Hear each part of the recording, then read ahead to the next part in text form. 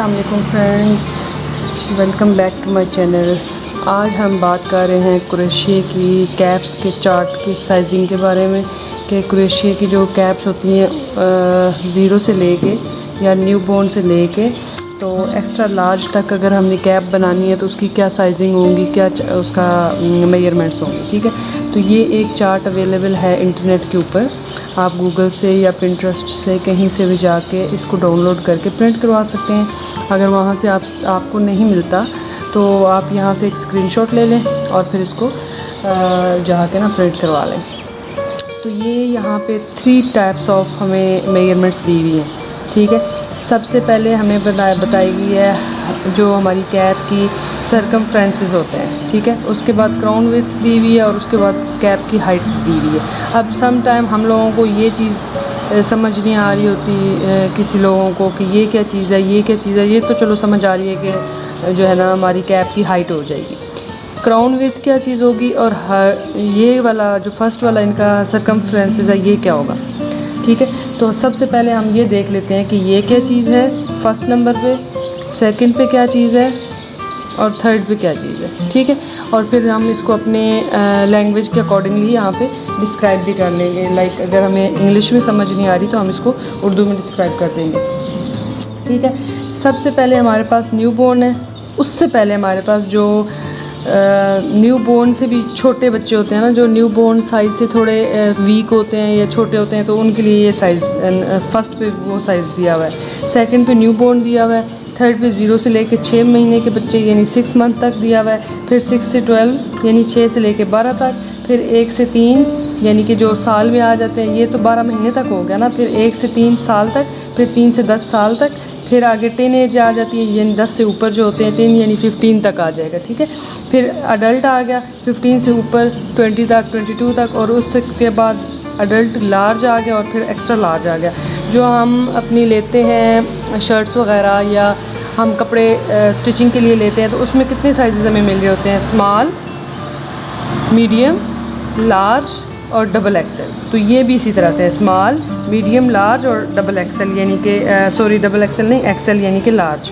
ठीक है, small, medium, large और एक्स्ट्रा लार्ज, ये 4 हमारे वो हैं, और उसके ऊपर जो है ये सारे चिल्ड्रंस के हैं। ठीक है, ये सारी मेजरमेंट्स इसके अकॉर्डिंग आप कैप बनाएंगे, आपकी 100% कैप जो है वो एक्यूरेट बनेगी। ठीक है, अब हम देख लेते हैं कि सबसे पहले ये क्या चीज़ लिखी हुई है।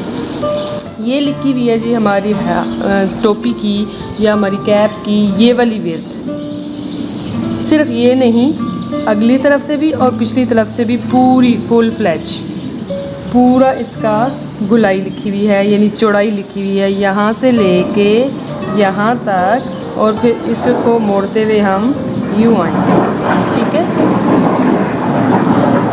ये तो हो गई हमारी चौड़ाई, हम इसको ऊपर लिख लेंगे चौड़ाई।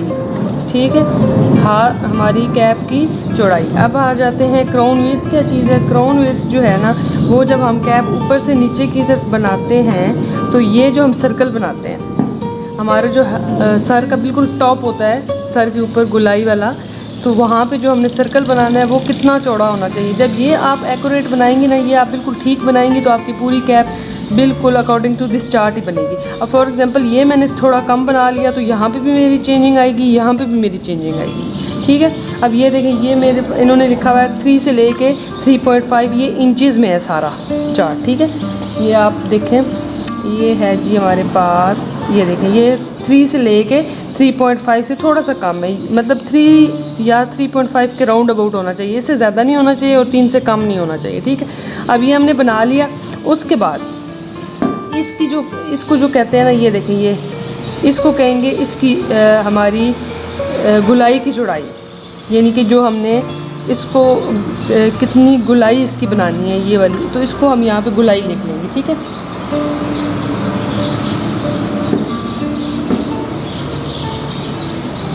ये हमारी गुलाई होगी, ये हमें समझ आ जाएगी। ये हमारी चौड़ाई है कैप की, ये हमारी गुलाई है, और ये जो है हमारी लेंथ है। तो लेंथ हम कैसे मेजर करते हैं? हम ऐसे मेजर करते हैं कि कैप के स्टार्टिंग से लेके ये देखें और इसके बिल्कुल एंड तक ये देखें, ये हमारी होगी लंबाई।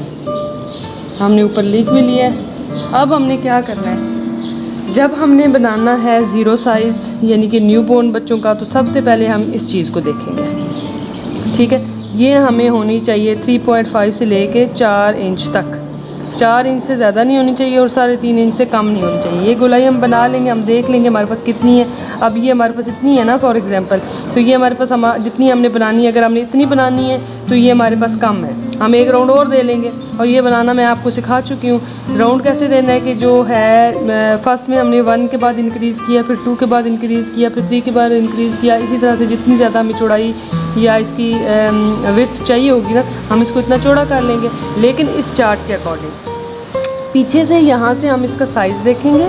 हमें चाहिए फॉर एग्ज़ाम्पल 6 महीने के बच्चे का, तो ये साइज़ है हमारे पास। सबसे पहले जाके हम लोग ने ये चीज़ देखनी है कि ये हमारे पास कितनी है। 4 से लेके 4 से लेके 4.45 यानी कि 4.25 तक हमारे पास इसकी चौड़ाई होनी चाहिए, यहाँ से यहाँ तक। ये हमने देख ली। अब ये हमें पता चल गई चौड़ाई, ये वाली चौड़ाई हमें पता है कि यहाँ से लेके यहाँ तक है सामने से। तो ये डबल करेंगे तो ये देखें ना, ये है ना 8, तो इसको डबल करेंगे तो हमारे पास 16 आ जाएगी। अब ये मैंने बनाई थी 3 से लेके 6 मंथ के बच्चे की।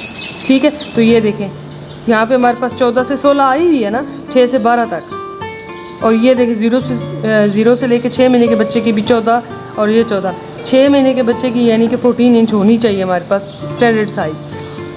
1 इंच ऊपर नीचे हो जाए तो कोई इशू नहीं होता, क्योंकि ये वूल है तो ये फ्लेक्सिबल होती है, खुल जाती है, उसका इशू नहीं होता। लेकिन ये चार्ट जो है ना, इसके अकॉर्डिंग ही आपने बनाना है। सबसे पहले आपने गुलाई को देखना है। जब आप गुलाई बना चुकेंगे उसके बाद आपने लंबाई को देखना है। अब आपने ये वाली गुलाई बना ली ऊपर से, ये फिर आपने कितनी लंबी अपनी कैप को करना है वो हम देख लेंगे। अब हमने फॉर एग्ज़ाम्पल हमने ये बनाया था, मैंने तो 3 to 6 बनाया था, वो ये है 0 से 6। फिर भी हमने इसकी लंबाई देखी 5 से 5.5 आई हुई है, और नीचे है 6 से 12, तो ये आई हुई है 5.5 से लेके 6.5 इंचज़ तक, यानी कि 6.5 इंच तक।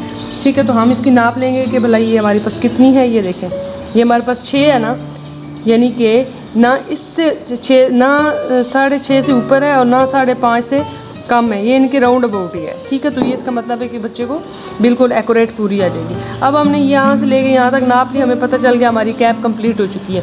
अब इसको ये नापने का या ये देखने का तरीका कि हमने अपनी टोपी सही से बनाई है या नहीं, तो हम क्या करेंगे, हम अपनी चौड़ाई भी नाप लेंगे कि भला हमारी चौड़ाई इस चार्ट के अकॉर्डिंग है या नहीं है। जब आपकी ये तीनों चीज़ें बिल्कुल एक्यूरेट आ रही होंगी, ये जो मेजरमेंट्स इन्होंने दी हुई हैं इसके अंदर अंदर फॉल कर रही होंगी, ना इनसे कम होंगी और ना इनसे बहुत ज़्यादा ऊपर होंगी, तो आपकी कैप बिल्कुल एक्यूरेट बनी हुई होगी। ठीक है, अब हम लोग एक और बात भी इसमें कर लेंगे कि क्रोशिया का हुक। क्रोशिया का हुक इस चार्ट में मेजर वो नहीं करता मैटर कि आपने कौन सा क्रोशिया का हुक लेना है। क्यों?